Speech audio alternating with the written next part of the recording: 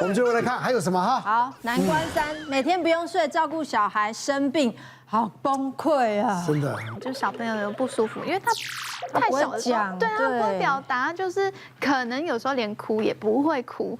对，然后像我女儿前阵子就是她发烧，然后重点是她发烧那时候是疫情最严重的时候，就是大家都是身边很多朋友确诊的时候，然后有一天回家就发现她发烧，而且是烧到40度那一种，我想说也吓坏了，对，也太高了吧，然后就把它快筛，然后他也是很可怜，一个晚上被我们戳了大概2次吧。重点就是就没事，不是新冠这样子。然后后来我们就想说啊，就是我们也睡不着，因为已经到晚上11点多了。然后我就想说好，那就去挂急诊好了，去看医生。所以我们就等老半天，那个就是小儿科医师。就是急诊的，然后就出来了，他就先帮他做 PCR， 做完之后呢，他就说叫我们在那边等一下，我就继续等，然后等到都已经1点了，然后想说好久哦，但是没关系，就是为了小孩子。后来呢，那个医生就出来，他就说，目前是阴性啦，就是应该不是新冠的问题。他说其实小朋友这样发烧其实都很正常的，烧个2、3天其实都是正常。然后我听完之后，我跟我老公安静大概有20秒，因为我们不知道讲什么，就是。怎么会是正常的？就是已经快要烧到40过头了这样子。然后他就说，可能过了大概2、3天，如果他退烧，然后身体有起一些疹子的话，那应该就是玫瑰疹，比较有可能是这样的状况。后来就真的第2天他就冒疹子出来，玫瑰疹，对，就是玫瑰疹。然后，但是我真的觉得，就是回想起来那天晚上。就是我们真的就是很像白痴，很煎熬。对，就是跑去那边，然后搞了老半天，原来是因为玫瑰疹。刚刚讲就是说，小朋友生病的时候，爸妈最困扰的，其实除了这种持续发烧，当然家长会很紧张之外，另外一个我自己觉得，一般家长如果遇过，应该都会经历最深刻的就是小孩咳嗽咳到吐。那我自己印象很深刻，就是说，上个月有一个妈妈，她就是2个宝宝的妈妈，她的。小的才2个多月，才婴儿刚出生没多久。那老大才刚上幼幼班。那刚上幼幼班，他就有一天他就咳嗽了，生病了，就来给我看。他才咳嗽1天，然后就咳得很严重，然后说整个晚上都不能睡觉，那一咳起来有点喘。然后检查一下，这就是前一阵子在流行的呼吸融合病毒。好，这个呼吸融合病毒就咳得很严，所以在幼儿里面是咳得会非常严重。那咳到都是有点就是喘不过气这样。那开了1点要给他回去观察一下，结果第2天早上，妈妈跟爸爸就带着2个小孩又一起来了。那我看到爸爸妈妈2个看起来非常的疲惫哈。那妈妈就跟我说，他们2个昨天是1夜7次郎，他们2个昨天起来换床单换了7次。为什么？因为小孩都咳到吐，所以他说他到后来那个床单是都清一清之后头尾掉再继续睡，因为已经没床单可以换了这样。那这种咳起来都会。很厉害。那像那个婴儿部分，因为2个月的那个因为咳到就是有点喘鸣声，就是有点像气喘会咻咻咻的声音的，所以那个我赶快建议他这个可能要住院了，因为这种呼吸道病毒在婴儿是有点危险的。那妈妈就带着小孩赶快要去住院的时候，结果说当天爸爸也咳嗽了。好，所以他们家就一家有3口都在咳，他妈妈就是医院跟家里两边跑，所以真的是2头烧，真的是非常的困扰吼。那前一阵子大家都知道感冒非常多啦，那我就把几个常见的这个冬天的这个咳嗽会很咳嗽的这个病毒跟大家讲一下。第一个就是我想大家就最熟悉就是流感啦哈，因为前一阵子都在打流感疫苗嘛哈。那流感一般2、3年就会大流行一次，那不过流感还好，是因为它有流感疫苗可以施打。虽然说流感如果你没有施打疫苗，一般都是高烧、肌肉酸痛啦，然后咳嗽也会咳得很容易变肺炎。那但是它有疫苗可施打，然后就是中了也有这个所谓克流感的药物可以使用，所以相对来说大家好像比较不怕它了这样子。那第2个就是前一阵子很红的这个呼吸融合病毒，就是 RSV。那这个很多婴幼儿都是前一阵都咳到都是要住院，病房都不够。那它的特色就是说它会有一点像气喘，所以小孩子会让人家觉得像气喘在咳的时候就要小心是这个呼吸融合病毒。它没有办法做出疫苗，所以它直接把抗体做出来打，可是它的抗体非常贵，1针大概要2万块。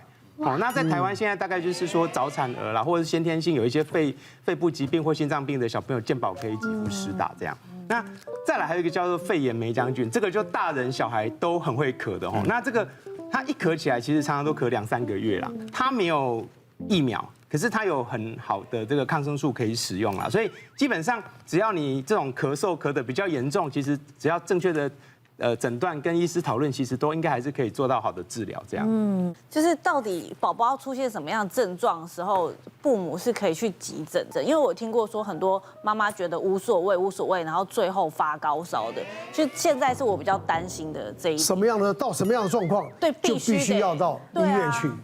对婴儿，其实我们的标准不会那么要求那么高，因为重点就是说。他不能表达，我们一般你去看医生，最常听到就是宝宝的活动力如何嘛，就他的活动力跟平常差很多。如果一个小孩虽然你觉得他烧得很厉害，可是他还是会玩啊，看起来嘻嘻哈哈，就没量温度，他没有特别怎么样，这种一般我们就是所谓的，你去了可能医生就退烧完就叫你回家。可是他如果看起来就是活力很不好，对平常有兴趣的事。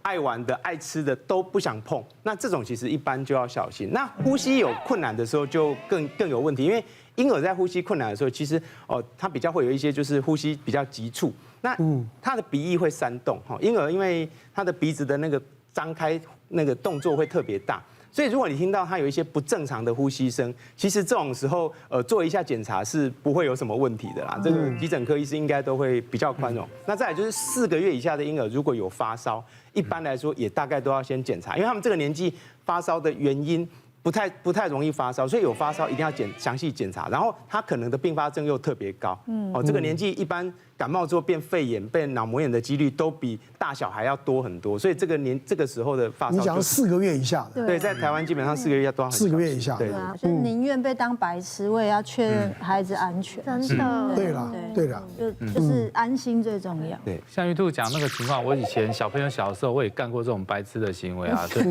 那就是小朋友可能发烧怎么样，你也觉得半夜2点去，然后又是自己的同事，那但是我还是去啦，对啊，因为你不知道发生什么事，就去，你就看到那小儿科医师下来，看到我们学长不好意思，学长怎样，你要怎样，他一脸大便啊，那就说你这没事啊，活动力就很好啊。对，所以我自己是觉得不放心，还是去一下比较安全啊。因为有的时候是真的你很难掌握这种状况，因为你的角色扮演嘛，你是医生的时候你很专业，你是家长你就变得非常的不专业了，对，你就会很紧张。那我在这边分享一个我自己的一个个案啊，就是因为我们在产检的妈妈当中，她常常会有大宝，她现在怀的是2宝，她就大宝，那她有时候正常产检，她有一天来就看，怎么脸圈都黑黑的，她就说啊，她感染到了。什么诺罗病毒啊，那些肠胃道症状、粪口传染的那一种，所以就一直拉，就像刚才小儿科王医师讲的话，他尿布要一直换，那每天大概2、3个小时就要起来过一次，就是为了要这样子，所以他根本就没有办法好好的睡觉。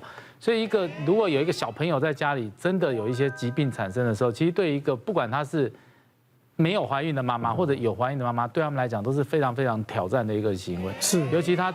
根本就没有办法照顾他现在肚子里面的，他根本不管他肚子里，他现在就顾那个还在外面，可能6个月啊、1岁啊这种小孩的时候，对他们来讲照顾其实都有很大的挑战，双重压力，对不对？里面外面。我们职业妇女嘛，然后因为我们医护行业其实平常就是我们生产完之后产假也没有那么长，所以很早就脱婴了。然后我的小孩2个都是克数。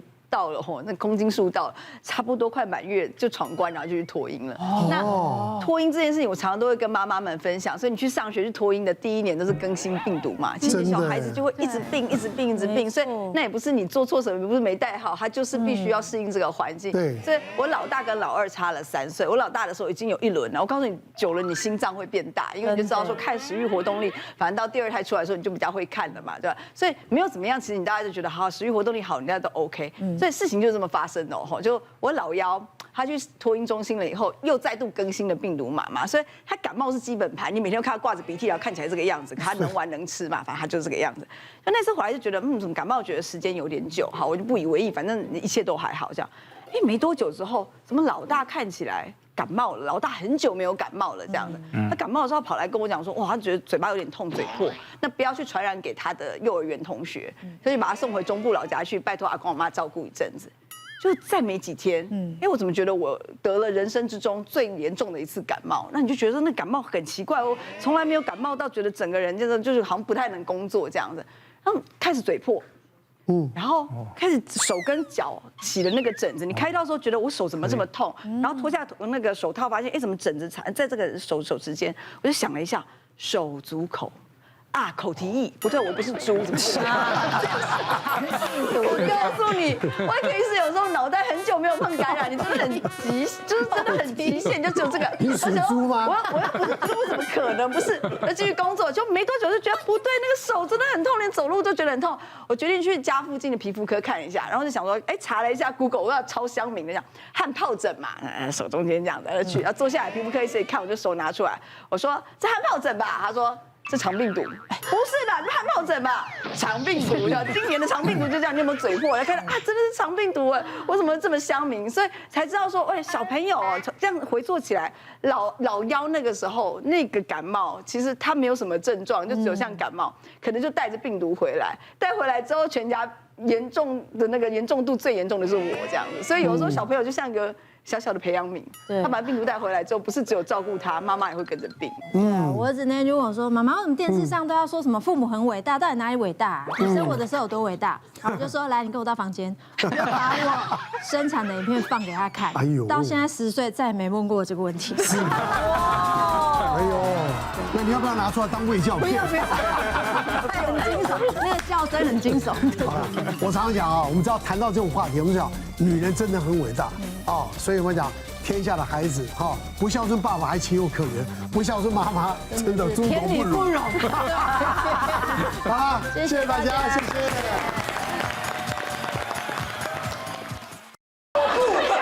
我想看到你，我想要看到你。